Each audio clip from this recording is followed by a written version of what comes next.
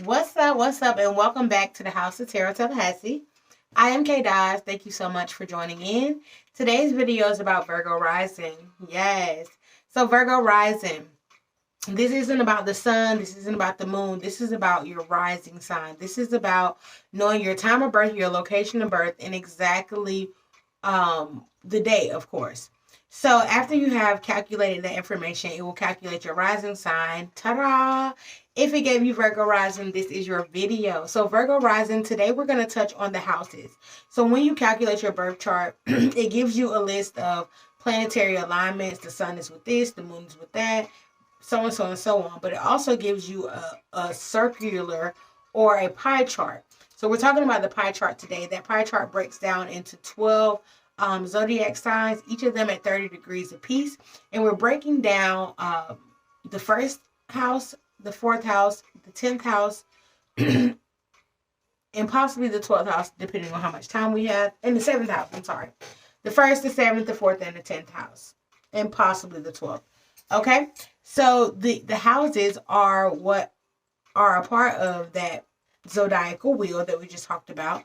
And each of those 30 degrees represents a house. So it goes from one to 12. So you have 12 houses total. We're going to touch on 4 to 5 of the 12 houses today. Okay? All right, so Virgo Rising, hello, and welcome to any cross watchers. Make sure you share this video, like this video, comment on this video. If you are Virgo Rising, I would love to know. Definitely let me know down in the comments. And if you are just watching this video, kicking out, hanging out, learning more about Virgo Risings, because you have that in your energy, or you have that, like within your area, you know what I'm saying? Just, let me know down in the comments. I just want to know what you doing here, what's going on.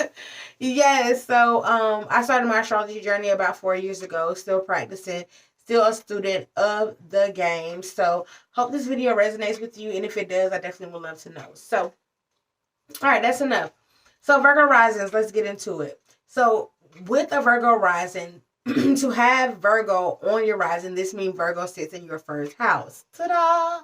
Your first house is your ego. This is your identity, how you view yourself, how you want yourself to be seen in the world. So with Virgo on the rising, Virgo is the healer. Virgo is the analyst. Virgo is the nurturer, right? So this is earth energy. This is mutable earth energy. So this is changeable earth energy. This is the constant ebb and flow of your routine. When you think of your daily routine, think of Virgo energy. Brushing your teeth, washing your face, cooking your food, going to work, going home, going to the store. That's Virgo energy. It is everyday energy, as well as critiquing things, being analytical about things, getting down to the what's and the whys, as well as the every moment to moment or play by play of everything. Like Virgo energy is very boxy, and what I mean by boxy is they put their emotions, their feelings, their thoughts in boxes, right? So with Virgo being on your rising, being in your first house, being in your house of identity, self-discovery, ego, and how you want to be seen, how you show up in the world. How you show up in the world as a Virgo rising, you are a person who is very well put together. You have a routine about your life. Even if you don't think you have a routine about your life, how other people see you or how you present yourself to other people subconsciously, you have this routine about your life, honey. You are well put together. You are doing things in a rhythm and a rhyme, and other people are seeing you to be this very wholesome, very not only loving individual, that's not really what I want to say, but this individual that is very intelligent, as well as they are together. I feel like Virgo risings are just well put together beings. Like, these are the girls and boys that, like, you see and they are just giving, like, fresh face, baby face. They don't even have to have no makeup on. Like, they are just pure energy, like, or pureness within their energy. Like, these are, Virgo rules the virgin. So they give that very look or that very essence about them. Like, they could do no wrong. There's been no wrong done to them. But honey, a Virgo rising life is totally different. You know, you got Pisces in the 7th house, so you meet some very strange people in your relationship. You meet some very out of the ordinary, out of the box relationships that definitely paint or color your experience in this lifetime. That's just what it says. So yeah, so with Virgo on your rising, like I said, Virgo is a mutable earth sign. So earth energy is practical, is stable. So that's in your first house. So you are seen as a practical person. You're seen as stable. You're seen as a person who is able to play devil's advocate or go with both sides or understand both sides of a story. You're seen, honestly, I feel like Virgo rising is seen as the friend. You know what I'm saying? Like on some like, you know what? This is a good friend. This is a person, you know, who's going to tell me if I'm right or if I'm wrong. Like, this is a person who is going to help analyze the situation. Virgo rising ain't going to miss a beat. You know, this is the energy of a Virgo rising. So, with that being said, Mars is the ruler of the first house, right? And Virgo is ruled by Mercury. So, your chart ruler is Mercury. So you are ruled by Mercury and you move in a very mercurial way. So even though you may have a sun here or a moon there or whatever your chart is, your chart is ruled by Mercury. So Mercury rules communication. Mercury rules short travels. It rules information.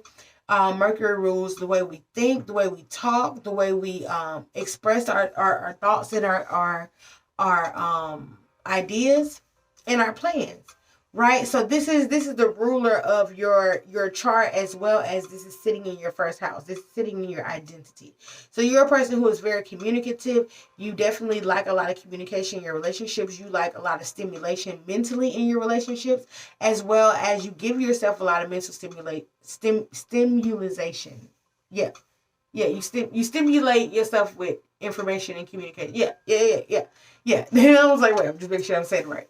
But yeah, so that sits in your first house. So that is your identity. So you are a person who is very well researched, who has a lot of knowledge. Even if you don't have a lot of knowledge on a situation or information, you will definitely be the person who will say it and gain more knowledge on it. And people respect you for that. They respect you for your wisdom. They respect you for your intuition. They respect you for your insight, right? As a Virgo rising.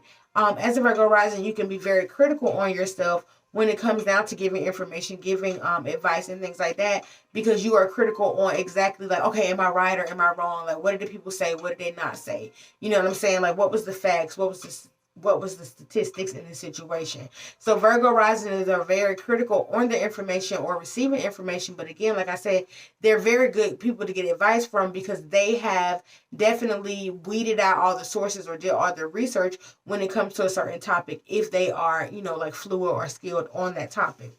Virgo risings are healers at best, right? Virgo is the healer. Virgo is the sign of not only nurture, but it is one of the only, when I say like zodiacal signs that is represented by other than Sag, represented by a human. And just that practical nature of being able to not only heal oneself but heal others around them. So Virgo has that healing quality or that healing nature. So not only do you have the quality as a Virgo rising to heal yourself, but to heal others. And through that analytical mind that you have of being able to critique a situation, being able to take care or nurture a situation, because Virgo risings are very nurturing. So these are people who are going to nurture and care for you and root for you. Okay. All right. So Virgo risings have Sag. Am I right? Yeah. So Virgo risings have Sagittarius in the 4th house. So with Sagittarius in your 4th house, Virgo risings, this could be this energy is, first of all, Jupiterian energy, is Jupiter energy in your 4th house. So this is the energy of abundance and expansion. This is the energy of higher knowledge and exploration. This is the energy of philosophy. So you had the energy within your home life or how you grew up or the city you came from. It was the theme or the basis was about getting an education, getting a higher level of education to help solidify yourself in the world, to take yourself out of any circumstances that the world could portray or put on you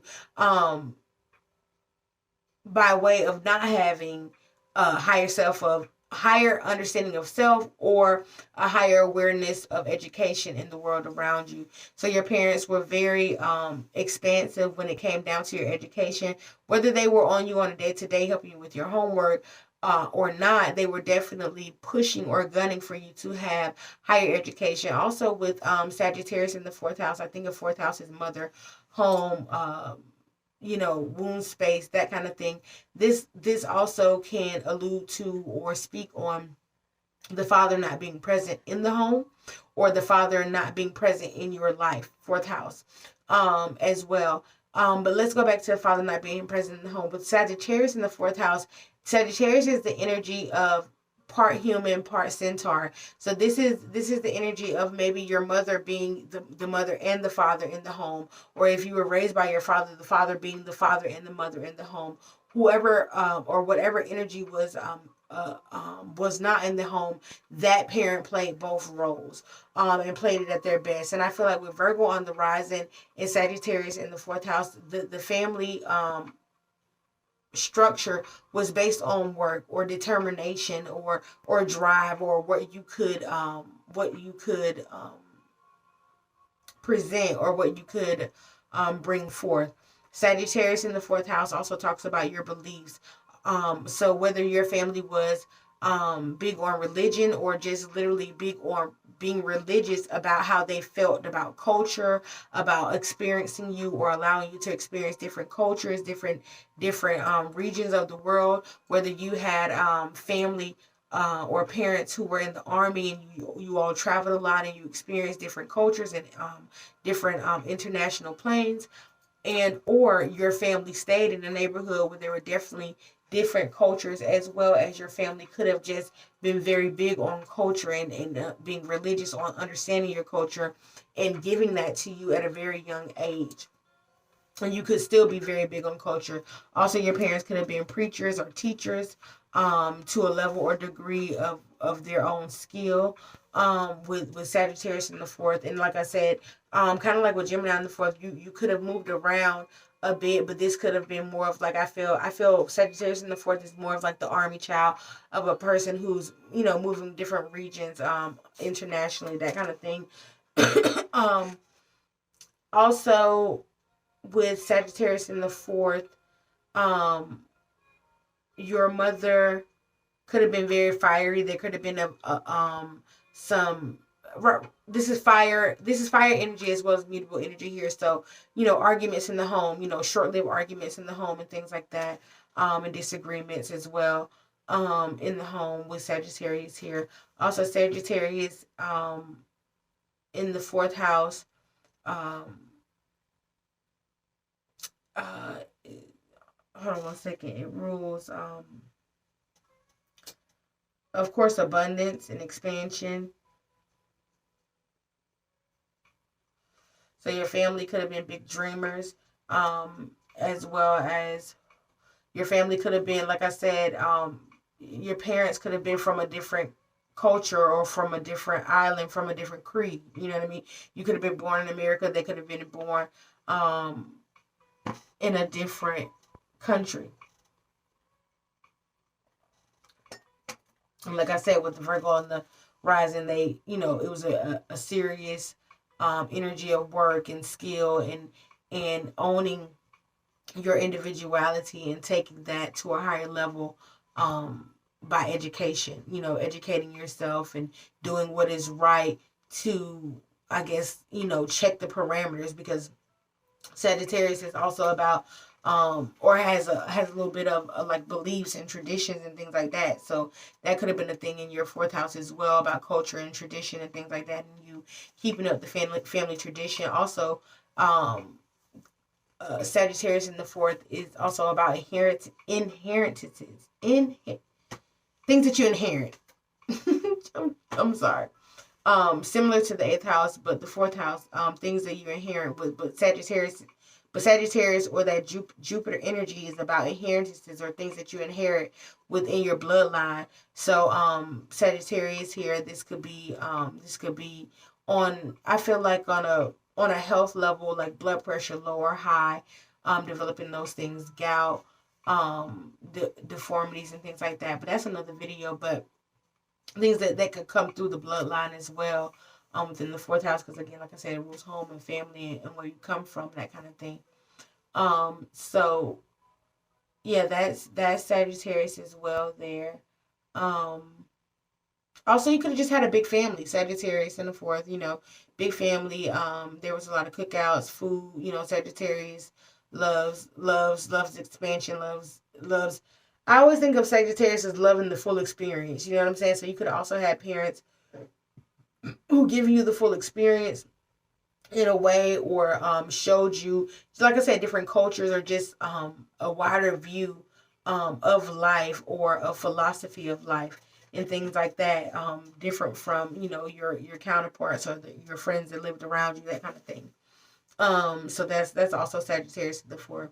Sagittarius in the fourth is also the energy of like I said, education, right? Making sure that your education was top notch or on point, or making sure that you had your education, or that you were going to further your education in some way, in result to better your way of living, so you can have that expansion of life, so you can have those different adventures, or those different experiences, because Sagittarius also is about the experience, right?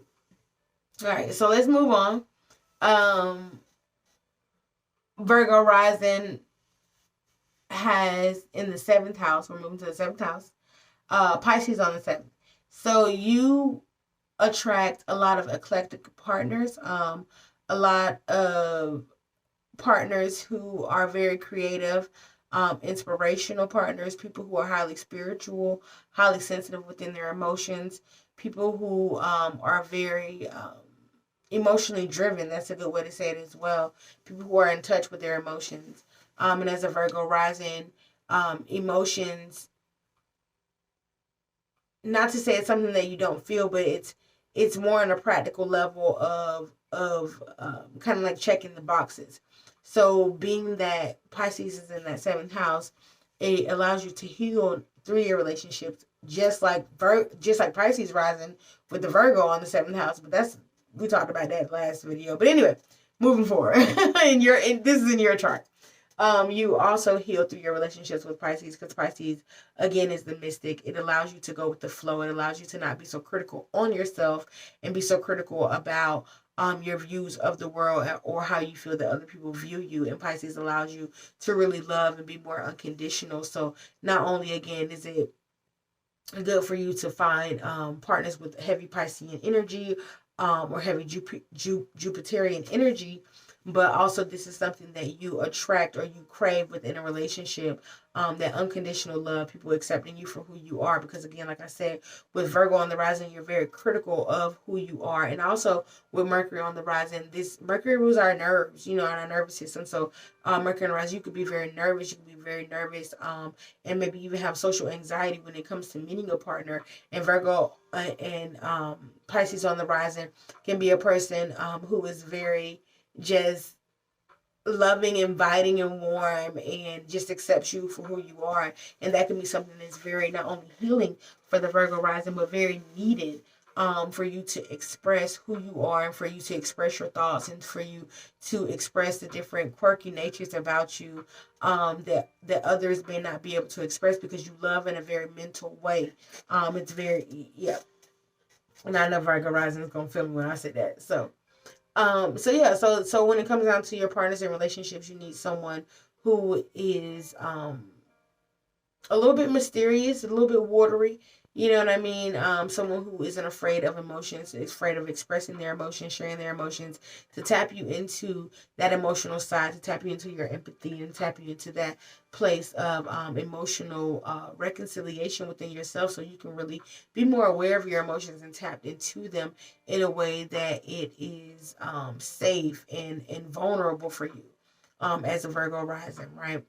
All right. And so when it comes down to your 10th house, now we have Gemini in the 10th house. So Gemini in the 10th house, literally, when I say when it comes down to job opportunities and things that you want to do, Gemini in the 10th house, what don't you want to do? Okay. Gemini wants to do everything and anything. Gemini is good with the hands. So Gemini can be a carpenter, it can be construction, it can be an artist, it can be a painter, it can be a poet. You know what I mean? Because Gemini is amazing with the words. It can be a writer, it can be a songstress, you know.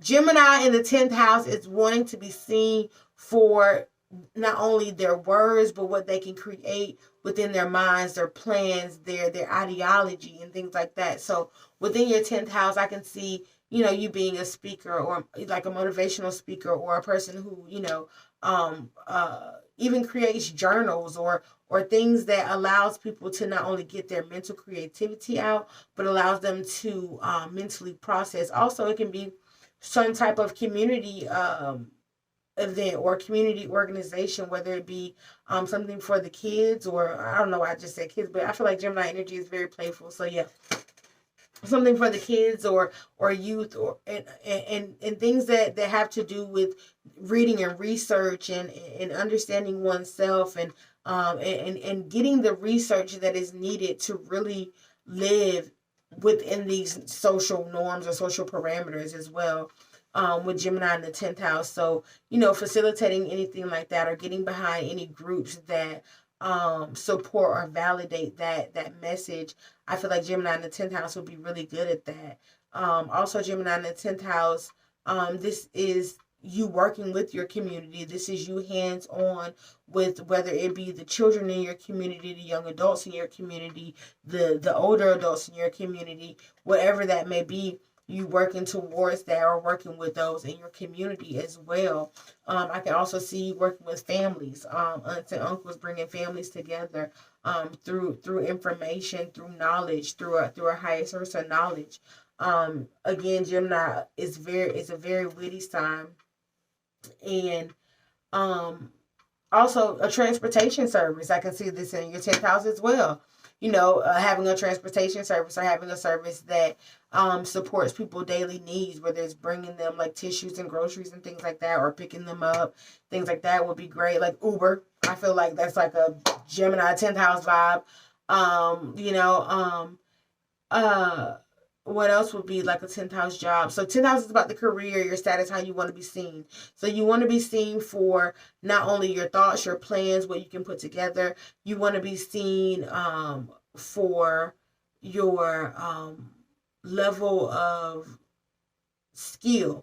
Like I said, Gemini is good with the hands, right? So any level of skill that has to do with the hands also in your 10th house.